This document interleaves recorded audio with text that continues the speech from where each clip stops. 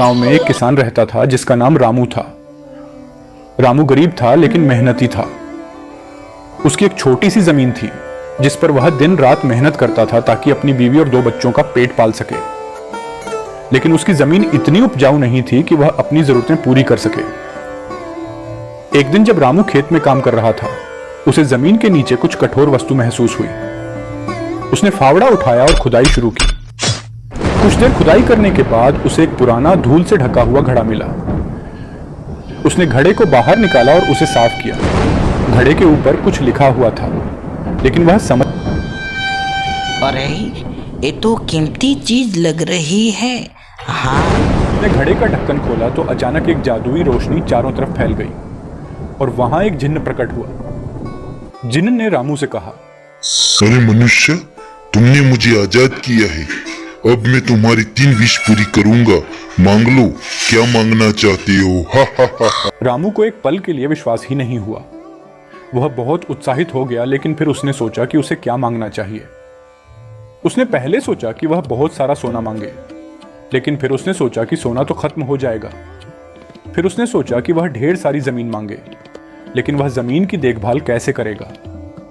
रामू ने अपनी पहली इच्छा में कहा, मुझे ऐसी शक्ति दो कि मैं अपने खेत को हमेशा हरा भरा बना सकूं और उसमें अन्न की भरपूर फसल हो। तथास्तु।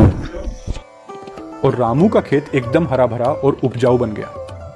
अब रामू के पास भरपूर फसल थी और उसे किसी चीज की कमी नहीं थी। अब दूसरी इच्छा की बारी आई। रामू ने सोचा, मेरे पास अब खाने पीने की कमी नहीं है, लेकिन अगर कोई बीमारी या दुर्घटना हो जाए तो क्या होगा।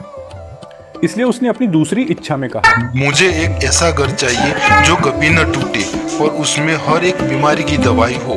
फिर कहा, तथास्तु।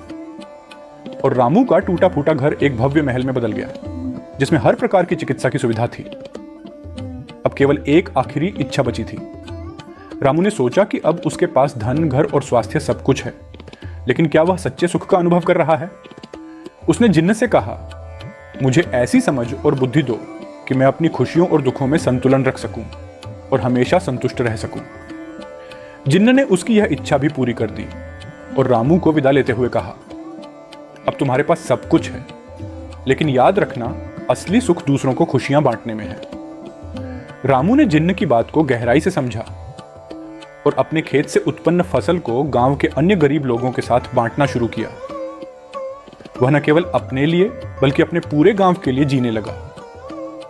धीरे धीरे रामू का गांव समृद्ध और खुशहाल हो गया। रामू ने अपनी इच्छाओं का सही उपयोग किया और अपने गांव में प्रेम, समर्पण और संतोष का एक उदाहरण पेश किया।